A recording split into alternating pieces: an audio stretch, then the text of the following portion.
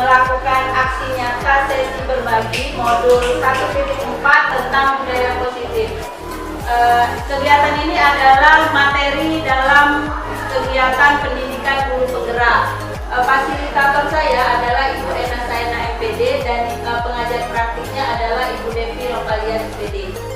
Materi hari ini akan dimulai dengan perubahan paradigma belajar. Sebagaimana kita ketahui bahwa pada kurikulum merdeka, acuan atau tujuan pendidikan diseragamkan dengan profil belajar Pancasila yang kita kenal. Jadi tujuan kita melakukan kegiatan pembelajaran, acuannya adalah sebagai pembentukan profil pelajar Pancasila yang diharapkan murid mempunyai karakter beriman bertakwa kepada Tuhan Yang Maha Esa, kemudian mandiri, bergotong royong, berkebinekaan global, bernalar kritis dan kreatif. Maka karakter ini perlu kita tumbuhkan di sekolah. Jadi acuannya sekolah itu berhasil menumbuhkan karakter ini adalah kita diharapkan berhasil mencapai tujuan pendidikan. Nah, untuk mencapai itu maka salah satu caranya kita harus menerapkan budaya positif di sekolah.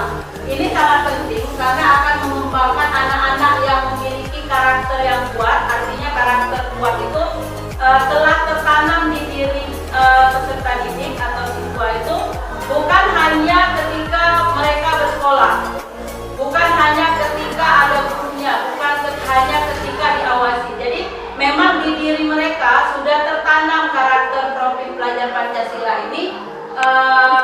Tidak ada alasan mereka untuk melakukan itu selain karena memang mereka ingin menghargai dirinya sesuai dengan profil pelajar Pancasila itu.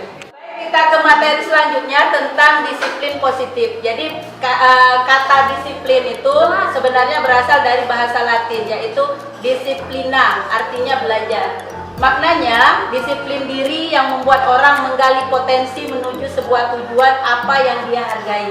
Jadi secara umum pengertian disiplin seperti itu.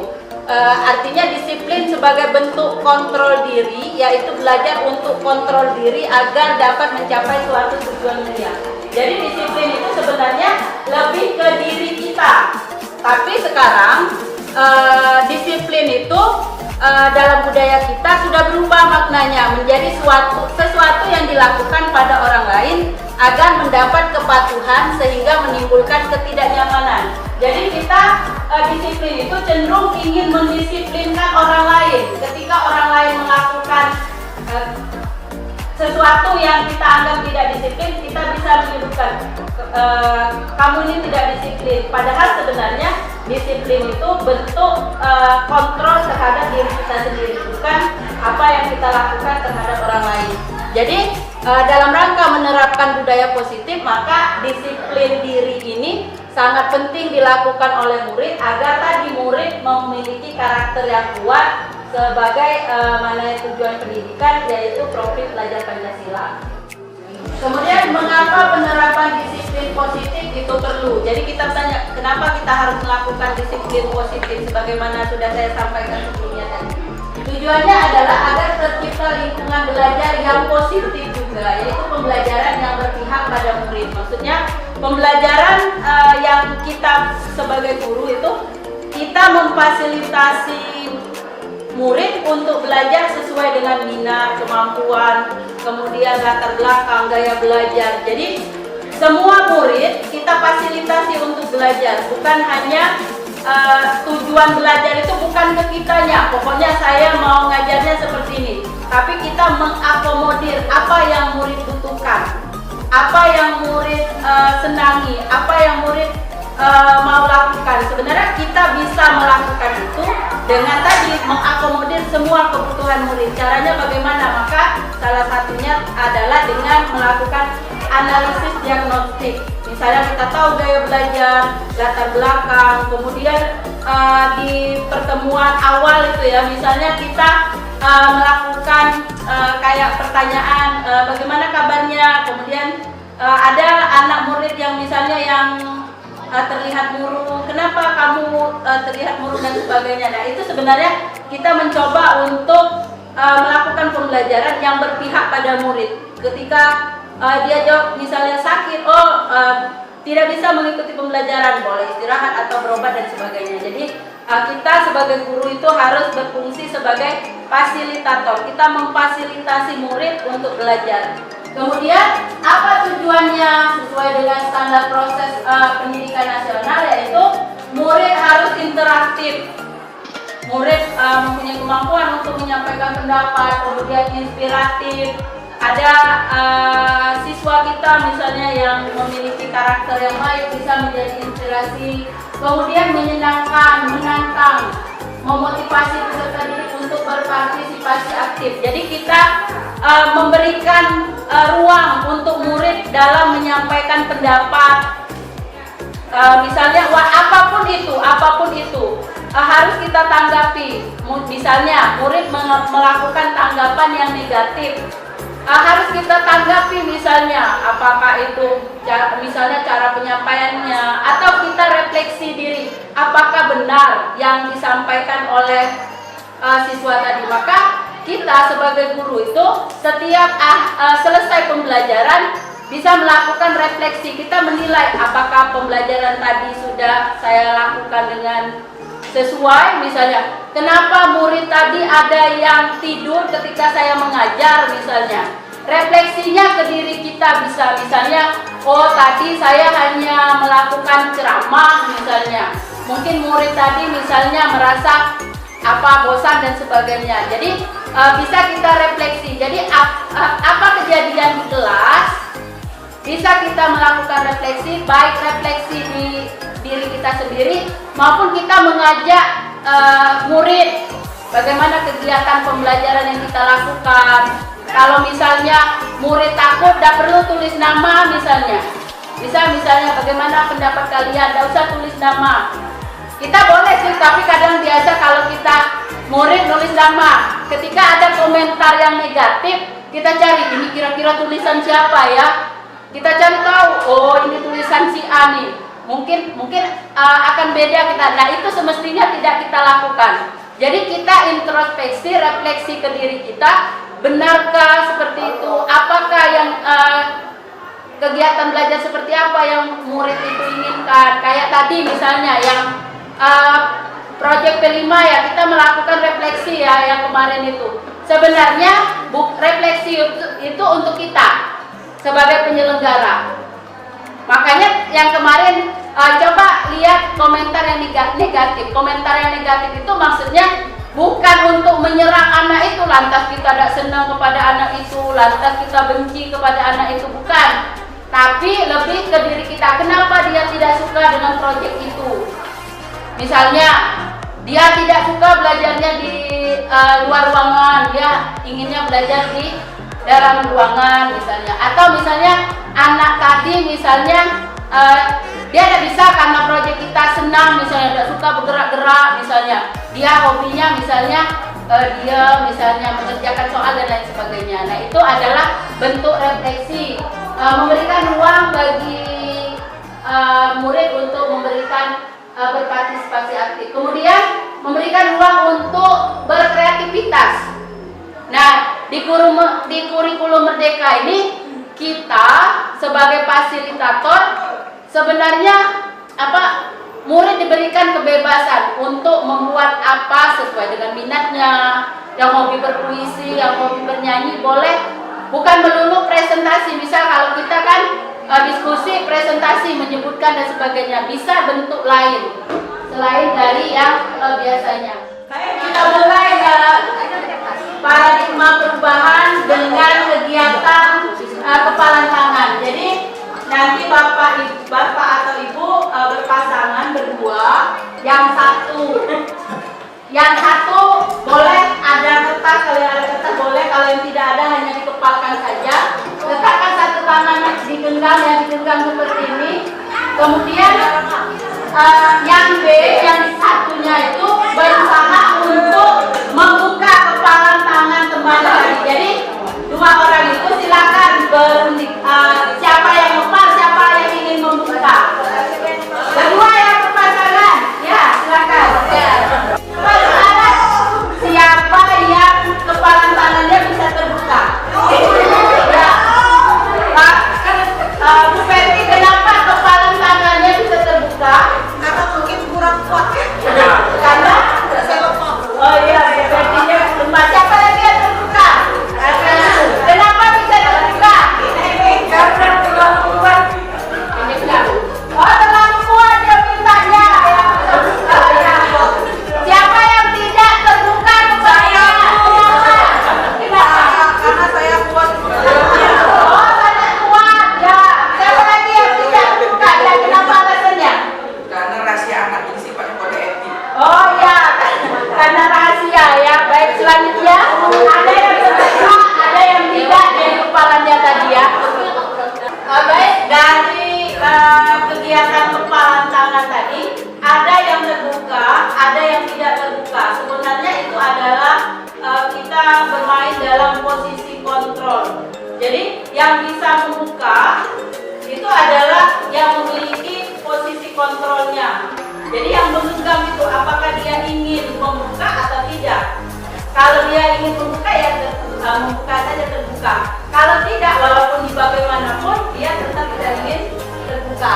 Nah, sebenarnya dalam teori kontrol itu ada miskonsepsi. Yang pertama, ilusi guru mengontrol murid. Sebenarnya guru itu tidak dapat memaksa murid untuk berbuat sesuatu jika murid tersebut memilih untuk tidak melakukannya. Jadi kita walaupun posisi kita ini sebagai guru, kita tidak bisa memaksa anak untuk melakukan sesuatu jika dia tidak ingin melakukannya. Makanya sering kita temui anak ini sudah disuruh seperti ini tapi lain yang dilakukan. Disuruh masuk, dia keluar. Karena kita tidak bisa mengontrol anak itu. Kemudian yang kedua, ilusi bahwa semua penguatan positif, efektif, dan bermanfaat. Penguatan positif yang kita lakukan, bisa kita lakukan pembinaan, ya misalnya kuliah ya, lakukan pembinaan. Nah, kemudian kita berharapnya bahwa apa yang kita bina itu tadi didengar oleh murid. Tapi sebenarnya tidak begitu. Ya, segala usaha untuk mempengaruhi murid agar mengulangi suatu perilaku tersebut adalah kontrol murid itu sendiri. Jadi walaupun kita nasihati, kita membina, tetapi kalau murid itu sendiri tidak berusaha untuk berbuat seperti yang dia lakukan, mengulangi perbuatannya, itu tidak bisa kita lakukan. Kemudian dalam jangka waktu tertentu kemungkinan murid tersebut akan menyadarinya responnya dan mencoba untuk menolak rujukan kita, atau bisa jadi murid tersebut tergantung pada pendapat sang guru untuk berusaha. Bisa saja, tapi kita jangan bosan menasehati murid, membina murid, Bapak Ibu ya. Kita mungkin menemukan anak ini, barulah tadi saya nasehati, sekarang sudah melanggar. Mungkin saat ini belum dengar dia, tapi insya Allah semoga saja kita doakan ke depannya apa yang kita bina kepada mereka tentang kebaikan itu akan diingat oleh mereka, bahwa saya pernah dinasihat seperti ini, oh benar apa yang dilakukan. Jadi harapan kita itu jangan, walaupun ini belum pasti berhasil apa yang kita bina, tapi kita jangan menyerah untuk membina murid, biarlah jangan. Jadi tetap saja kita melakukan, semoga kedepannya apa yang kita buat, apa yang kita bina, apa yang kita nasihatkan tentang kebaikan diingat oleh murid.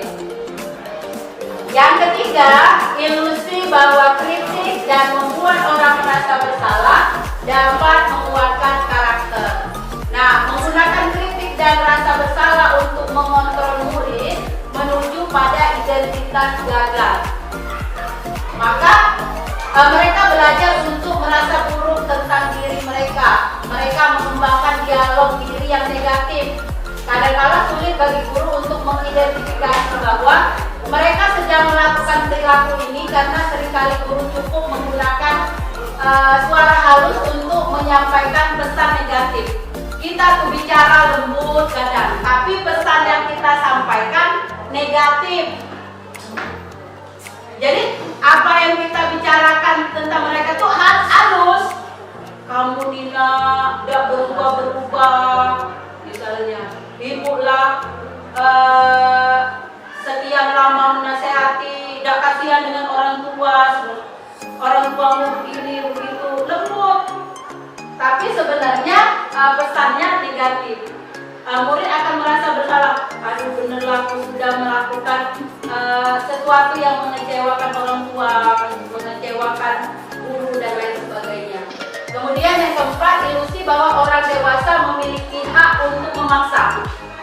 Mentang-mentang kita umurnya jauh lebih tua, kita menganggap bahwa kita bisa memaksakan sesuatu kepada, misalnya umurnya di bawah kita, kepada murid kita kah, kepada misalnya yang punya anak, kepada anak kita kah. Sebenarnya guru itu, banyak guru yang percaya bahwa mereka memiliki tanggung jawab untuk membuat murid berbuat sesuatu. Apapun yang dilakukan dapat diterima selama ada sebuah kemajuan berdasarkan sebuah pengukuran kinerja. Pada saat itu pula orang dewasa akan menyadari bahwa perilaku memaksa tidak akan efektif untuk jangka panjang. Mungkin saat itu bisa, saat dia jadi murid kita, dia nurut ke kita. Saat kita tidak lagi ngajar dia melakukan hal yang serupa, yang kesalahan yang serupa misalnya. Jadi kita tidak bisa memaksa anak untuk melakukan apa yang kita inginkan dengan cara memaksa. Baik, bagaimana cara agar kita tidak tertipu dengan ilusi kontrol tadi yang saya sebutkan, yang 4 tadi ya.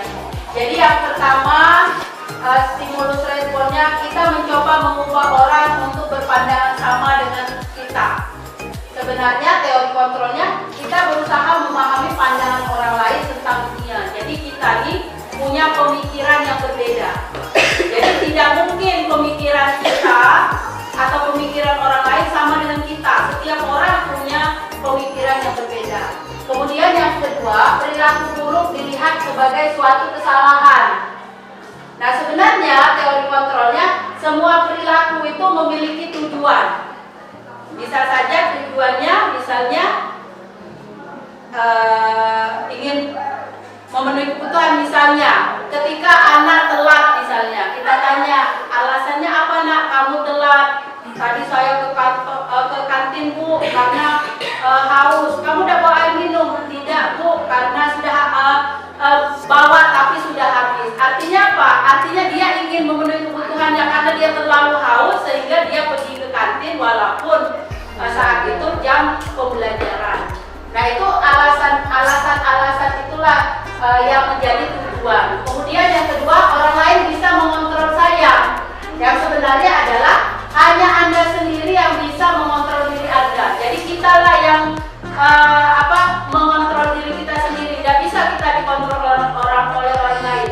Kita mau melakukan sesuatu, kita mau berbuat baik, itu bisa saja pengaruh dari keinginan kita sendiri. Kemudian yang selanjutnya, pemaksaan ada pada saat bujukan gagal. Kemudian daripada kita memaksa, lebih baik kita berkolaborasi, mengajar. Jadi menciptakan pilihan. Jadi kalau kamu harus seperti ini, itu bentuknya memaksa. Ketika anak tidak mau, misalnya kamu harus, kan ada ucapan harus. Nah, ketika bagaimana kita ajak diskusi, misalnya bagaimana yang sebaiknya harus kita lakukan, misalnya mereka akan berpendapat, oh begini bu, misalnya semua harus, misalnya semua anak harus berada di dalam kelas. Nah, kita merasakan saat ini bagaimana kondisi kelas ya, panas, ya kita rasakan geram misalnya. Boleh kita kasih pilihan, misalnya mau belajarnya di dalam kelas atau di luar kelas misalnya, atau misalnya bagaimana kegiatan pembelajaran di kelas, misalnya kita menawarkan pilihan-pilihan. Kemudian yang selanjutnya, model berpikir menang kalah. Kalau kita memaksa murid, mereka nurut dengan kita merasa menang nih. Murid itu kalah. Pokoknya harus diam di kelas. Oh, kita lihat murid ini diam di kelas. Kita merasa menang. Murid nurut dengan kita. Sebenarnya itu adalah stimulus respon yang salah. Yang benar itu model berpikir menang-menang. Jadi kita tidak merasa menang sendiri. Murid juga merasa senang untuk melakukan kegiatan pembelajaran karena mereka tadi kita ajak melakukan pilihan. Oh, belajar di dalam kelas karena itu pilihan mereka jadi senang untuk belajar. Tapi kalau kita harus di dalam kelas, pasti ada misalnya kita temukan anak yang keluar karena apa? Karena tadi dan mereka tidak berani mungkin mengungkapkan alasan ya. Nah, itu untuk yang paradigmanya. Selanjutnya, merdeka menurut Ki Hajar Dewantara. Merdeka itu artinya tidak hanya terlepas dari perintah. Jadi kita mulai melakukan sesuatu kalau ada perintah. Perintah yang umumnya dari luar diri, apakah itu dari atasan atau lebih cepat nih kalau dari atasan, kalau ada perintah dari atasan lebih cepat. Apakah pokoknya dari orang lain, akan tetapi juga cakap untuk memerintah diri sendiri. Dulu pernah saya mendengar cerita ya, bahwa ada seorang ibu yang ketika anaknya masih TK, masih kelas rendah, kelas 1, 2, 3, anaknya pulang sekolah, PAUD TK, anaknya kelas 1, 2, 3 ditanya oleh ibunya, nak, tadi belajar apa? Nah, misalnya, oh tadi belajar menggambar ini. Nah, sekarang kata ibu itu, anaknya sudah SMA, dia tidak lagi melakukan kegiatan nanya-nanya tadi. Kenapa Bu tidak dilakukan? Karena dia merasa anaknya sudah dewasa, sudah paham apa yang harus dilakukan. Jadi maksud ibu itu tadi, ketika sudah SMA anaknya sendiri yang nanya kepada dirinya, tadi belajar apa ya? Oh tadi belajar ekonomi, tentang kebutuhan itu ada berapa misalnya. Nah, maksudnya anaknya tadi memerintahkan dirinya sendiri untuk bertanya agar bisa ingat pelajaran yang diberikan tadi di sekolah. Kalau tidak ingat, itu bisa mulai belajar dan sebagainya. Jadi kalau kita orang dewasa nih, kita lebih cenderung sudah bisa untuk memerintah diri kita sendiri. Oh tadi misalnya apa yang harus saya lakukan, misalnya apa tugas saya, sudah bisa. Jadi kita fokusnya sekarang tidak usah diperintah, tapi perintahlah diri kita sendiri. Jangan perintah orang, perintahlah diri sendiri. Nah, kita lanjutkan pandangan Ki Hajar Dewantara tentang disiplin. Jadi Ki Hajar Dewantara menyatakan bahwa untuk menciptakan murid yang merdeka, syarat utamanya adalah harus ada kuat, yaitu disiplin diri yang memiliki motivasi internal, sehingga kita tidak memerlukan pihak lain untuk mendisiplinkan kita atau memotivasi eksternal, karena berasal dari luar, bukan dari dalam diri kita sendiri. Jadi seorang yang memiliki disiplin diri itu motivasinya karena memang dari dalam diri itu dia punya keinginan untuk melakukan itu. Misalnya saya harus datang pagi, jangan terlambat, karena memang keinginan dirinya ingin datang pagi, bukan karena motivasi eksternal. Harus datang pagi hari ini, nanti kalau datang pagi misalnya saya akan murid akan berpikir saya akan dimarah oleh Nira misalnya. Bukan itu maksudnya. Murid sadar bahwa dia harus tepat waktu, karena sangat penting disiplin itu dari dalam dirinya, kesadarannya, bukan karena takut dihukum misalnya dan sebagainya. Kemudian, berkaitan dengan nilai-nilai kebajikan, yaitu nilai positif yang merupakan tujuan mulia yang ingin dicapai setiap individu sebagai fondasi kita berperilaku, lepas dari suku, bangsa, agama maupun ras. Artinya nilai kebajikan ini kita semua sepakat bahwa ini memang baik, ini tidak baik, mana yang baik. Jadi terlepas dari agama, terlepas dari suku, bangsa, pokoknya secara umum. Misalnya ketika kita melakukan kegiatan cuci tangan sebelum makan, kira-kira apa alasannya? Kira-kira apa alasannya? Biar bersih, terus? Iya, supaya tidak terjangkit penyakit. Nah, kita semua sepakat, kan? Ada tidak yang tidak sepakat? Oh, udah harus cuci tangan misalnya. Ada tidak? Nah, itu contoh dari nilai kebajikan. Jadi kita tuh sepakat bahwa ini memang benar, bukan terlepas dari pendapat si A, pendapat si B.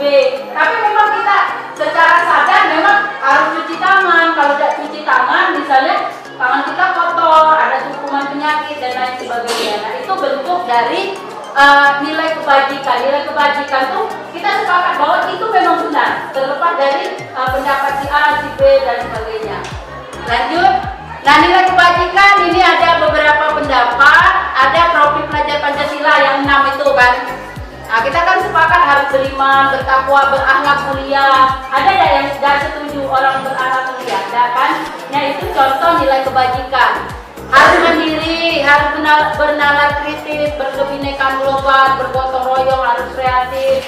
Nah, ini contoh nilai kebajikan dari beberapa sumber. Misalnya kita harus jujur, nah itu bagian dari nilai kebajikan. Dan inilah yang harus kita lakukan dalam pembuatan nanti keyakinan kelas. Nilai kebajikan inilah yang harus kita tanamkan kepada murid. Lanjut. Nah, kemudian berkenaan dengan teori motivasi perilaku manusia tadi ya. Kenapa alasan orang melakukan sesuatu? Sebenarnya ada 3. Yang pertama untuk menghindari ketidaknyamanan atau hukuman. Tadi dia datang tepat waktu karena takut dihukum. Kalau telat, misalnya dihukum. Kemudian yang kedua untuk mendapat imbalan dari orang atau intuisi, bisa dari penghargaan. Nah, misalnya kalau ku melakukan ini, nanti ku dapat uang misalnya dari kegiatan ini dan lain sebagainya. Nah, yang ketiga untuk menghargai diri sendiri. Nah, jadi yang sebenarnya yang motivasi yang 1 dan 2 ini motivasi dari luar, dari ekstrinsik. Nah, yang ketiga yang kita harapkan yang motivasi intrinsik dari dalam diri kita. Jadi kita melakukan sesuatu itu karena ingin menghargai diri kita. Kita ingin datang tepat waktu, tidak terlambat karena kita ingin menghargai diri kita, bukan dari orang lain, pihak luar. Jadi ini termasuk motivasi intrinsik. Tujuan disiplin positif yaitu tumbuhkan motivasi internal. Nah, yang ini yang motivasi internal itu adalah yang nomor 3, karena mereka ingin menjadi orang yang menjunjung tinggi nilai-nilai kebajikan. Yang tadi nilai kebajikannya memang benar, disiplin, tidak terlambat itu benar nilai kebajikan dan lain sebagainya. Terus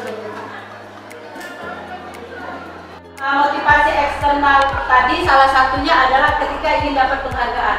Sebenarnya penghargaan itu bisa saja sebagai hukuman. Nah, misalnya di ilustrasi di situ ya, ibu anak guru SD yang mendapat murid tidak tertib ketika antri, kemudian di suatu waktu ibu Anas sibuk menenangkan muridnya, kemudian dia berpikir agar anak antri maka dia mengandalkan stiker bintang. Siapa yang antri dia akan dapat stiker bintang. Nah, suatu waktu Bu Anas ini sakit, sehingga murid tadi tidak ada yang memberi dia stiker bintang, sehingga muncul kembali tindakan yang dilakukan anak tidak tertib tadi. Jadi ketika Bu Anas memberikan stiker bintang yang niatnya ingin memberikan penghargaan kepada yang tidak tertip, yang antri, tapi sebenarnya sebagai hukuman. Kenapa? Karena ketika ada stiker bintang, ulang dan antri lagi. Kemudian penghargaan merusak hubungan. Ketika seorang diberi penghargaan atau dipuji di depan banyak orang, maka yang lain akan merasa iri dan sebagian mereka tidak menyukai orang yang diberikan penghargaan tersebut. Nah, bisa saja ketika kita memberikan penghargaan kepada orang lain atau pujian, itu ada yang tidak suka atau bisa ada yang iri dengan orang yang mendapat penghargaan tadi. Kemudian penghargaan menciptakan persaingan sehingga menciptakan kecemasan. Bisa ranking ya, sistem ranking, ranking berapa, turun apa dah, yang ranking 1, 2, 3 itu pokoknya cemas dia, turun dah nilaiku, ranking berapa dan lain sebagainya. Kemudian yang selanjutnya ketika mendapatkan penghargaan akan berhenti mencoba, bisa pula ini tenanglah pula menang misalnya dan lain sebagainya. Kemudian pengaruh jangka pendek dan jangka panjang. Jadi kalau penghargaan itu efektif jika menginginkan seseorang melakukan sesuatu yang kita inginkan dalam jangka waktu pendek. Kayak Bu Anas tadi kan, ketika ada Bu Anas diberi stiker bintang, dia tertib antri. Ketika Bu Anasnya tidak ada, ya balik lagi dah antrinya. Jadi jangka pendek ya. Kemudian yang kedua tergantung pada penghargaan yang diberikan serta kehilangan motivasi dari dalam, karena ingin dapat stiker bintang tadi yang anak-anak tadi, maka diberikan stiker bintang. Ketika ada stiker bintang dia ulang lagi. Kemudian jika kita mendapatkan penghargaan untuk melakukan sesuatu yang baik, maka selain kita senantiasa berharap mendapatkan penghargaan tersebut, kita pun menjadi tidak menyadari tindakan baik yang kita lakukan. Jadi sebenarnya kita melakukan sesuatu, sebenarnya kita sudah berusaha, misalnya datang tepat waktu atau tadi anak-anak tidak antri. Sebenarnya tidak berebut ya, antri. Sebenarnya ada nilai baik yang sudah dilakukan anak itu. Tetapi karena tertutup oleh stiker bintang tadi, maka anak-anak yang sudah berusaha antri misalnya itu tidak sadar mereka telah melakukan itu, sehingga luput dari pantauan kita, hanya fokusnya ke stiker bintang atau penghargaan tadi. Padahal misalnya kita lah berproses, misalnya anak-anak lah belajar misalnya, tapi karena ingin dapat penghargaan tadi tertutup proses apa yang dilakukan. Lanjut. Penghargaan tidak efektif karena penghargaan itu suatu benda atau peristiwa yang diinginkan yang dibuat dengan persyaratan, ada syaratnya, melakukan sesuatu karena ingin dapat ini ya. Jadi ada syarat, bersyarat. Kemudian jika saya mengharapkan suatu penghargaan dan tidak mendapatkannya, maka saya akan kecewa dan berkecil hati, serta kemungkinan lain kali saya tidak akan berusaha sekeras sebelumnya. Kalau tidak dapat penghargaan, misalnya sudah capek-capek saya belajar, lain kali tidak akan belajar karena dapat ranking misalnya dan lain sebagainya. Kemudian yang selanjutnya, jika kita memberikan seseorang penghargaan untuk melakukan sesuatu, maka kita harus terus-menerus memberikan penghargaan. Ditanya oleh anak-anak, saya dulu pernah, siapa yang bisa jawab soal, saya berilah tempo. Nah, ketika lain waktu saya masuk lagi, saya tanya siapa yang bisa jawab pertanyaan. Anak-anak langsung menunjuk tangan dan bertanya.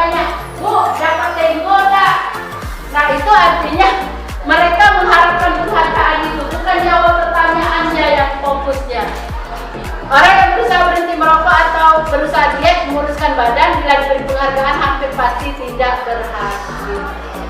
Ya, lanjut. Selanjutnya penghargaan mematikan kreativitas. Artinya murid diminta berpikir mengenai hadiah atau penghargaan yang bisa mereka dapatkan bila berhasil menulis sebuah puisi. Kreativitas kelompok murid. Murid ini menjadi berkurang dibandingkan dengan yang tidak diberitahukan tentang hadiah. Pokoknya kalau menang dapat ini. Nah, pasti ada yang berpikir biarlah kita juara 3 misalnya, karena lah dapat ini. Jadi tidak melakukan usaha yang terbaik dari kreativitasnya tadi. Jadi ada yang menurut penelitian ini bahwa pekerjaan seni atau sebuah penulisan cerita menjadi kurang kreatif bila dijanjikan hadiah. Kemudian dalam tugas-tugas memecahkan masalah, para murid memakan waktu lebih lama dan memberikan jalan keluar kurang kreatif saat mereka dijanjikan suatu penghargaan. Jadi ketika kita menawarkan ada penghargaan nih, mereka jadi kurang kreatif. Kenapa? Karena bisa saja fokus ke penghargaannya tadi. Penghargaan bisa saja menghukum. Dalam sistem ranking, mereka yang mendapatkan ranking kedua akan merasa paling terhukum. Apalagi kalau nurun ranking full, itu merasa terhukum sekali. Kemudian memberikan penghargaan dan hukuman adalah hal yang sama karena keduanya mencoba mengendalikan perilaku seseorang. Jadi kalau kita melakukan hukuman, penghargaan, sebenarnya halnya sama. Kita menginginkan orang melakukan hal yang kita inginkan, misalnya karena ada dua tadi, takut dihukum atau ingin diberi penghargaan. Lanjut nih. Nah, sekarang yang harus kita utamakan adalah anak-anak yang memiliki motivasi dalam diri atau motivasi intrinsik.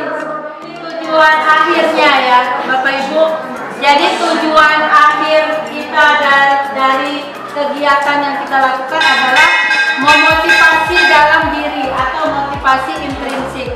Jadi kita mengajak atau mengajarkan anak untuk mempunyai motivasi yang ada melalui kesadaran dalam diri mereka tanpa mengharapkan penghargaan ataupun tanpa takut dihukum.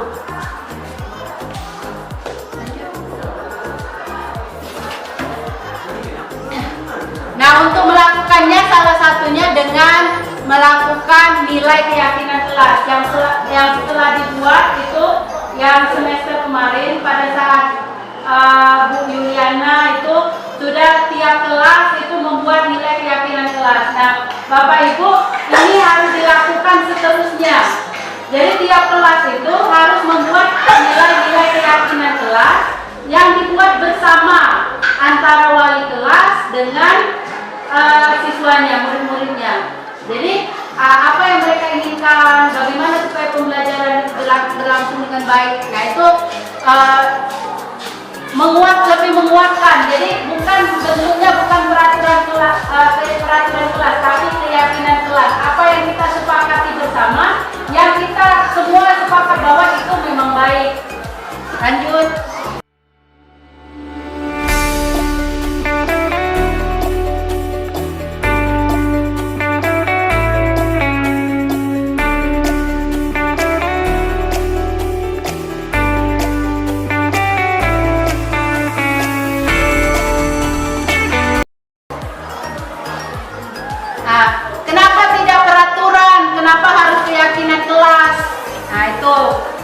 Jadi untuk mendukung motivasi intrinsik, kembali ke nilai-nilai keyakinan lebih menggerakkan seseorang dibandingkan mengikuti serangkaian peraturan. Kalau keyakinan kelas kita buat bersama, mereka bisa berpendapat.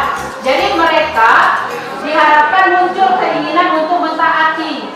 Nah, kalau peraturan biasanya ada hukuman, kemudian dibuat misalnya ditampal, mereka merasa dilibatkan dan lain sebagainya. Lanjut. Nah, nilai keyakinan kelas sekolah kita ini yang kemarin sudah dibuat, religius, tanggung jawab, sampai ke kreatif dan inovatif. Lanjut. Nah, kegiatannya ini Bapak Ibu apa yang harus dilakukan? Harus tampak, datang tepat waktu, menyapa teman misalnya. Lanjut.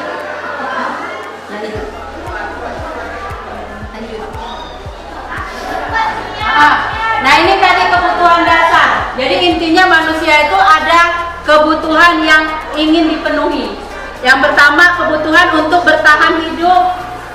Nah, tadi makan, kemudian love atau kasih sayang. Kita pernah menyebut anak minta alem, minta perhatian. Nah ini bentuknya. Kemudian penguasaan, dia ingin menguasai, misalnya ada yang mengejek temannya, dia ingin merasa berkuasa. Kemudian untuk kesenangan, tadi kan kita suruh kegiatan di dalam, misalnya dia main bola di luar karena dia ingin mencari kesenangan, itu bentuk kebutuhan manusia. Kemudian yang selanjutnya kebebasan, jadi kebebasan bisa saja disebut kebutuhan. Terus nah ini ada 5 posisi kontrol. Posisi kontrolnya ada 5: penghukum sebagai penghukum, pembuat merasa bersalah, teman, pemantau, manajer. Untuk lebih jelasnya lihat video.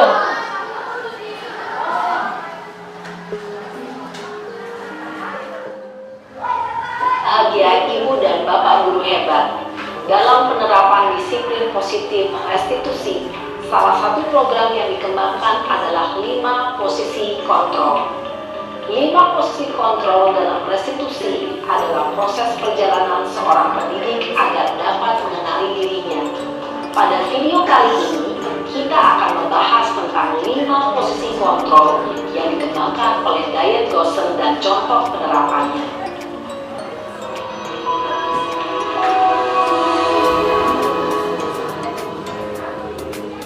5 posisi kontrol itu adalah: 1. Posisi penghukum. 2. Posisi pembuat merasa bersalah. 3. Posisi teman.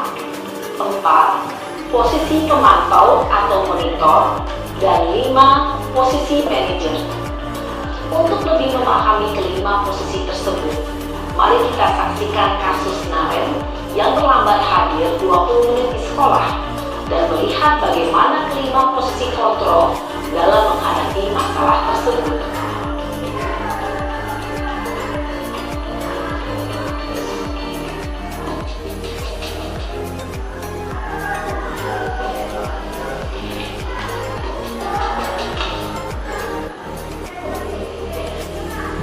Naren! Sini kamu! Selamat pagi, Bu. Selalu terlambat. Kamu deh, pasti terlambat. Maaf, Bu. Saya Apa? Apa coba?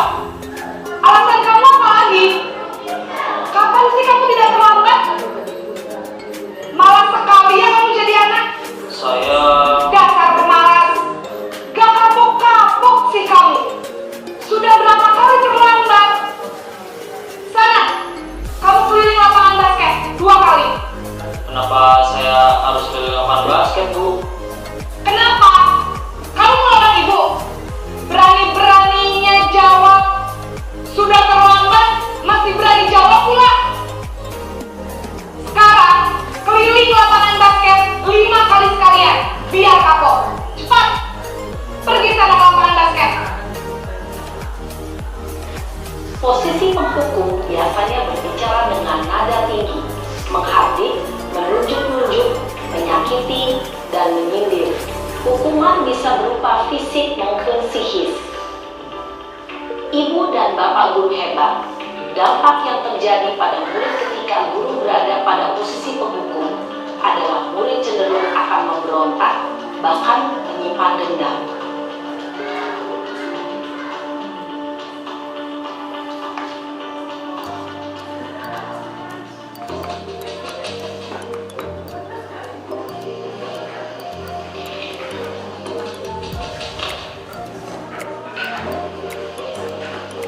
Naren!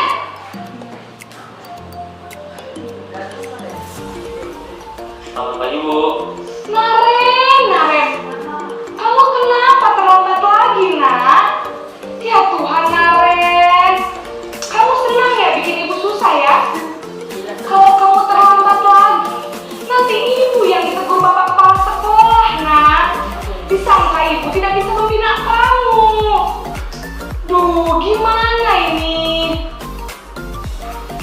Maaf Bu. Duh Gusti Naren. Kamu suka ya kalau ibu ditegur bapak kepala sekolah? Terus, sekarang ibu harus tulis apa ini di buku absen? Ini kamu sudah sering terlambat loh. Ibu harus apa coba? Maaf Bu. Maaf sekali. Ya sudah, lain kali jangan bikin ibu susah lagi ya nak ya. Ibu tidak akan kuat lagi kalau kamu begini terus.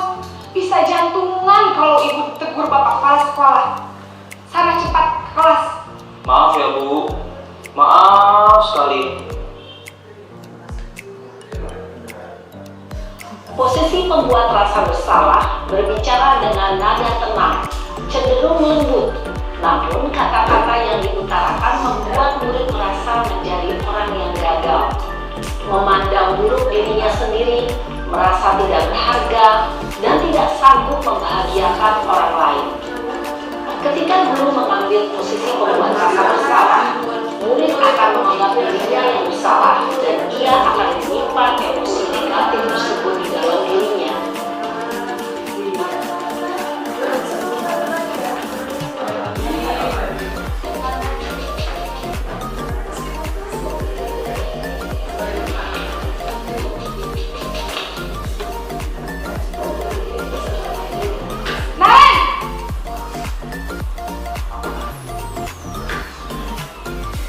Selamat pagi Bu. Wah, sudah jam berapa ini nak? Terlambat lagi ya saya. Iya Bu. Habis ibu saya belum membangunkan saya Bu. Kamu malah menyalahkan ibu kamu. Kamu bukannya anak yang larinya paling kencang. Kok terlambat sih? Iya Bu. Saya memang terlambat bangun tadi. Jadi biarpun saya lari kencang, tetap gak terkejar Bu. Ya sudah sana, nanti lain kali larinya lebih kenceng lagi ya, biar gak terlambat lagi. Bikin seneng ibu, demi ibu, bisa kan? Bisa lah Bu. Ya sudah sana masuk kelas, ibu beresin urusan absen kamu. Kamu ini ada-ada saja. Dalam posisi teman, guru berbicara dengan nada suara ramah, akrab, cenderung bersenda gurau untuk menjaga suasana tetap santai. Murid akan merasa senang, aman, dan akrab dengan guru. Identitas yang tercipta adalah identitas sukses atau berhasil. Namun, perlu diingat, karena ini masih dorongan eksternal, maka ada faktor ketergantungan dari murid kepada orang tertentu.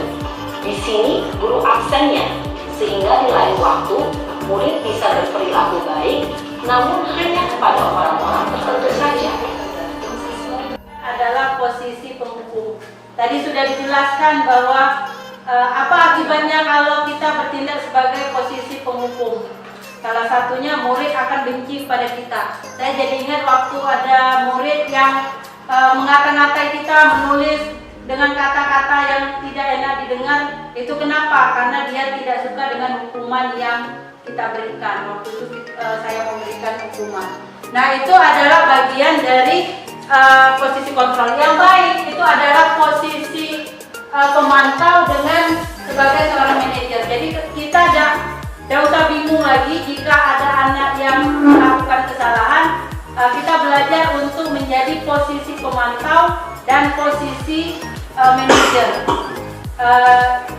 Jangan lagi posisinya sebagai penghukum, karena tadi dampak negatifnya sangat banyak. Kemudian bagaimana supaya ketika sudah terjadi itu, apa yang bisa kita lakukan? Nah, tadi ini pernyataan-pernyataannya, kemudian yang penghukum itu pembentuk identitas gagal karena murid akan benci dengan kita dalam jangka waktu yang lama, akan teringat. Disiplin positif itu dengan cara restitusi. Restitusi itu adalah proses menciptakan kondisi bagi murid untuk memperbaiki kesalahan mereka sehingga mereka bisa kembali pada kelompok mereka dengan karakter yang lebih kuat. Nah, cirinya diantaranya adalah bukan untuk menebus kesalahan, tapi lebih untuk belajar dari kesalahan. Jadi nanti murid kita anjurkan untuk belajar dari kesalahan. Nah, ini adalah materi segitiga restitusi. Ada segitiga di sana, ada 3 kegiatan yang kita bisa lakukan ketika kita menghadapi anak yang bermasalah. Di posisi yang pertama adalah kita menstabilkan identitas. Jadi ketika kita menemui anak yang sedang melakukan atau setelah anak kita membina anak yang melakukan kesalahan, kita stabilkan dulu identitas. Jangan biasanya kita kan langsung marah kan, tapi kita dengan tenang menghadapinya, kemudian menanyakan kabar, bisa dimulai, kemudian bagaimana kabarnya, apa yang kamu lakukan, misalnya semua orang bisa melakukan kesalahan, ibu juga pernah melakukan kesalahan, tidak ada manusia yang sempurna. Nah, itu bisa menstabilkan identitas anak sehingga anak itu sudah tenang, walaupun sebenarnya kita ingin membina sebenarnya. Kemudian yang kedua, validasi tindakan yang salah. Baru kita nanya, tadi benar kamu melompat pagar misalnya. Tentu dia jawab apa alasannya misalnya. Tadi kamu ke kantin, apa alasannya? Nah, kemudian ada kira-kira diberikan pilihan. Kira-kira selain ke kantin saat jam belajar, ada tidak cara lain supaya bisa minum misalnya? Dia akan menjawab misalnya, ada bu, mungkin dia akan minta minum ke teman misalnya. Memang dia haus, tapi bisa minum tanpa melanggar aturan. Tahu dah aturannya gimana? Kita tidak boleh ke kantin saat jam pelajaran. Tapi dia tadi haus, jadi kita tawarkan kira-kira bisa tidak cari solusi lain selain dari pergi ke kantin saat jam pelajaran. Nah, yang terakhir adalah keyakinan kelas. Nah, ada di sini, makanya tiap wali kelas tuh harus tahu keyakinan kelas. Kira-kira kalau ke kantin jam pelajaran, apa keyakinan kelas yang dilanggar? Nah, itulah di sana kita kuatkan. Kita kuatkan keyakinan kelas yang dilanggar. Kemudian nanti kamu cita-citanya apa misalnya? Polisi bu, apakah ada polisi yang misalnya saat jam tugas misalnya dia pergi kemana, sesuai dari itu dengan apa yang kamu lakukan sekarang. Nah, itu bisa kita lakukan. Baru kita kuatkan. Bukan kita kuatkan full dari kita, tapi kita memberikan tawaran-tawaran apa yang harus dilakukan misalnya. Jadi dari jawaban itulah mereka menjawab, mencari solusi permasalahan sendiri. Bukan kita yang mengucapkan masalahnya. Tapi kalau kita, karena kita sebagai penghukum, saya juga, kita langsung misalnya, kenapa kamu ke kantin? Sudah, kalau sudah ke kantin, sekarang kamu berdiri di tiang bendera misalnya, atau dan sebagainya. Jadi solusinya bisa dilakukan dengan segitiga restitusi. Kenapa alasannya? Tadi agar bisa belajar dari kesalahan, kemudian agar kita itu tidak berperan sebagai penghukum. Jadi kita berperan sebagai orang yang mengantarkan dia untuk mencari solusi permasalahan.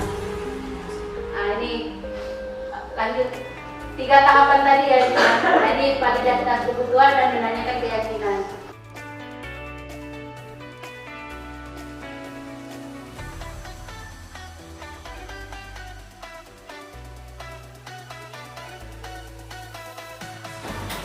Selamat pagi Mimi, apa kabarnya nak? Selamat pagi Bu, Alhamdulillah hari ini kabar kami baik Bu. Iya. Apakah Mimi sudah mengetahui mengapa Ibu memanggil Mimi hari ini? Sudah Bu, perihal dengan Mimi yang menyontek ketika melaksanakan ujian ekonomi tadi Bu. Iya. Berarti benarkah Mimi mencontek saat ujian tadi? Iya benar Bu, apa yang Ibu katakan. Iya. Mimi, Ibu bukan mencari kesalahan hari ini. Semua orang tidak luput dari kesalahan termasuk Ibu. Tapi Ibu harap Mimi bisa belajar dari kejadian ini. Kira-kira kalau boleh Ibu tahu, apa alasan Mimi mencontek tadi? Karena semalam Mimi tidak belajar Bu, sehingga Mimi tidak bisa menjawabnya. Iya, Kira-kira apa yang mesti Mimi lakukan supaya kejadian ini tidak terulang lagi? Seharusnya lain kali Mimi harus lebih giat belajar ketika ingin melaksanakan ujian, Bu. Iya, itu langkah yang bagus Mimi untuk kedepannya. Sekarang kita bicara tentang keyakinan kelas. Kira-kira dari kejadian tadi Mimi mencontek, apa nilai keyakinan kelas yang Mimi tidak lakukan? Nilai kejujuran sih, Bu. Iya, nilai kejujuran. Berkaitan dengan nilai kejujuran, Ibu mau tanya apa cita-cita atau orang seperti apa yang akan Mimi capai ke depannya? Ketika besar, Mimi ingin menjadi orang yang sangat-sangat sukses. Iya, nilai kejujuran tadi ada pada orang-orang yang sukses. Ibu harap Mimi bisa menjadi orang sukses dengan menerapkan nilai kejujuran tadi. Terima kasih Bu atas doanya. Baik, untuk ke depan Ibu harap Mimi bisa melakukan nilai keyakinan kelas kita ya, Mimi. Sekarang Mimi boleh kembali ke kelas. Baik Bu, Mimi izin kembali ke kelas ya, Bu. Iya. Mario, apakah kamu tahu kenapa Mario dipanggil hari ini? Tidak, Bu. Ya, Mario, Ibu mendapatkan informasi dari panitia kegiatan sosialisasi bahwa Mario mengambil kue lebih tadi pada saat kegiatan sosialisasi. Apakah benar? Ya, Bu. Tadi saat kegiatan sosialisasi saya mengambil kue lebih. Iya. Berapa banyak kue yang kamu ambil, Nak? 2 kotak, Bu. 2 kotak. Mario, di sini Ibu bukan mencari kesalahan, tapi kita harus mencari penyelesaian dari masalah yang Mario lakukan tadi. Kira-kira kalau boleh Ibu tahu, apa alasan Mario mengambil kue lebih saat kegiatan tadi? Ya, Bu. Dia merasa sangat lapar karena saya tidak sempat untuk sarapan. Ya, Ibu lihat tadi Mario memang merasa senang karena mengambil kue lebih, sehingga ada teman yang tidak kebagian kuenya. Ya, Bu. Sekarang mari kita bicara tentang keyakinan sekolah kita. Kira-kira dari kejadian tadi, keyakinan sekolah apa yang belum Mario tunjukkan? Saya saling menghormati hak orang lain dan memiliki rasa empati terhadap orang lain. Iya. Kamu ingat dengan baik keyakinan sekolah kita. Tetapi dengan kejadian tadi, ketika Mario mengambil kue lebih, ada teman yang tidak mendapatkan kue. Bagaimana? Apakah Mario sudah melakukan empati terhadap orang lain? Tidak, Bu. Ya, tidak. Berarti apa yang harus kira-kira apa yang harus Mario lakukan untuk kedepannya? Ya, Bu. Seharusnya saya mengambil kue 1 kotak yang telah diterapkan sebelumnya. Iya. Sekarang mari kita mengindahkan keyakinan kelas kita yang telah kita sepakati. Kira-kira apa yang harus kita lakukan untuk memperbaiki apa yang telah dilakukan Mario tadi? Saya akan minta maaf pada teman saya yang telah mengambil kuenya dan memberikan kue yang masih ada kepada teman saya. Baik, Nak, itu langkah yang baik. Ibu harap ke depan Mario dapat mengindahkan keyakinan kelas yang telah kita sepakati. Sekarang silakan Mario untuk kembali ke kelas. Baik, Bu. Terima kasih, Bu. Saya izin ke dulu Ya. Mungkin itu saja aksi nyata berbagi modul 1.4 hari ini. Saya ucapkan terima kasih kepada Bapak Ibu yang sudah hadir.